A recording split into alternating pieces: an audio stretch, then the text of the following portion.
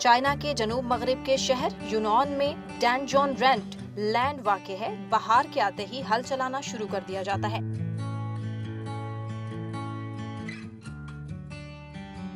किसान बीज लगाने और पौधे उगाने में मसरूफ हैं।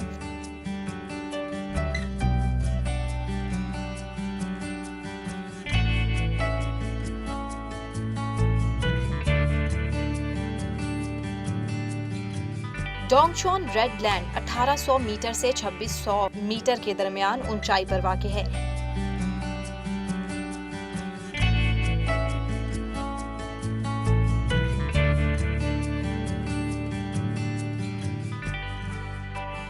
ये गदला सुर्ख रंग लोहे और एल्यूमीनियम की मिकदार ज्यादा होने की वजह से है।